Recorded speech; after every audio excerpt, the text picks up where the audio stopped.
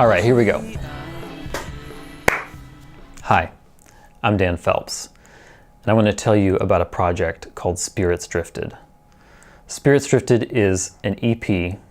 It's a collaboration with singer, songwriter, musician, and all-around talented human being, Austin Willis, who in addition to all of those things also happens to be my brother-in-law. And he and I had been talking about doing something substantial together for a while, but it had never materialized. We'd done a little bit of music here and there.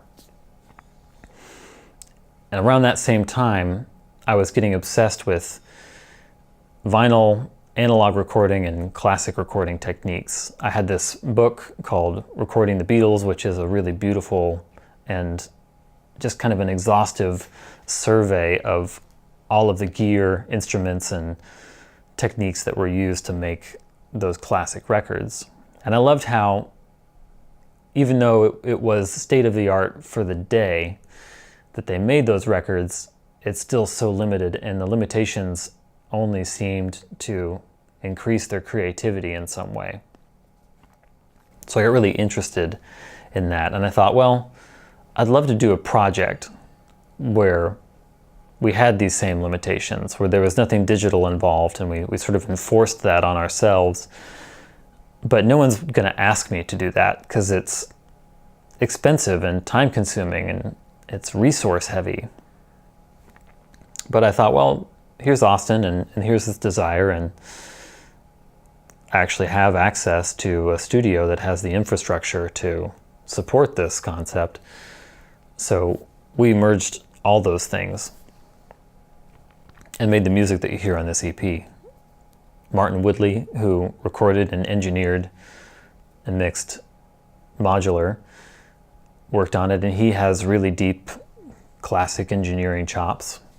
And I just have really beautiful memories of working on this project, of making tape loops that were so long that the loop ran out of the control room and around a couple of mic stands and down the hall. Of editing tape really wildly, cutting up little bits of a drum performance and then putting them back together in a random way.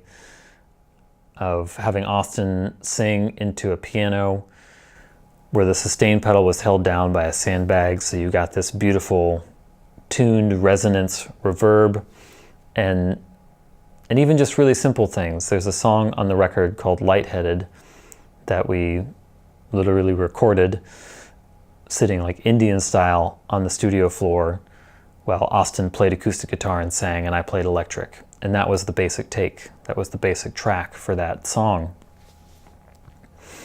And it was simple and beautiful, and if we had unlimited amounts of recording time on a computer and all of the plugins in the world and every option known to man, it just would have been different.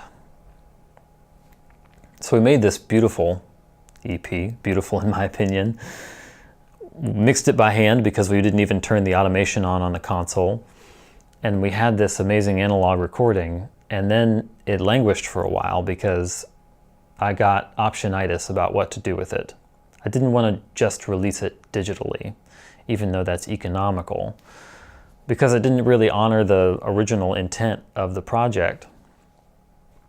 But back then, there were far fewer people who were mastering music direct from tape to lathe, which is what they used to make records. And there were just really limited number of people who were doing that, and the expense of pressing vinyl and doing the artwork and printing and all that stuff just caused me to stall out and lose momentum. Which is why there's an EP that I finished after Spirits Drifted, but was released before it, which messes up the chronology of all that stuff. But really, the chronology is Modular, Spirits Drifted, Death Under Rainbows. That's the order that they were created in, and that's the order that they live in my mind. So one day, I got a call from the mastering lab out of the blue. The mastering lab is this legendary mastering facility that used to be located in Hollywood, and now it's in Ojai. And they said, hey, we just wanted to let you know that we dug our lathe out of storage and we've got it all set up and tuned up, and now we're cutting lacquer again. We're mastering analog from tape to lathe. And I thought, oh my gosh, here it is. It's the opportunity. It was the kick in the pants that I needed to move the project forward. And once that happened, we worked with Nate Manny, who designed all the packaging for modular and created this beautiful textural, simple presentation, and pressed the EP onto 12-inch cream-colored vinyl, which is a lovely thing to behold. And it became this really special object, this representation of analog recorded audio in the world that delights me. I'm so thankful for Austin and Martin and their talents that they put into this. Really proud of Austin. I think his voice sounds beautiful on this, and his performances are a delight. And I'm glad that it exists, because I love producing songs, producing singers, music with words. Most of the music that I do on my own is instrumental, and this is just an anomaly in my catalog, so it holds a really special place in my heart. If you want to hear it, you can check it out on my Bandcamp page.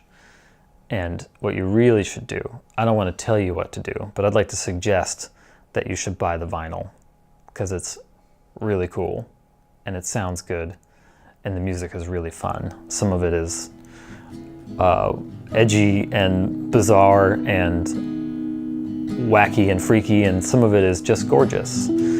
So it'd probably enrich your life to have it and to listen to it and hold it and think about the fact that the audio that you're hearing has never been digitized and has always been an analog signal. Thanks for listening.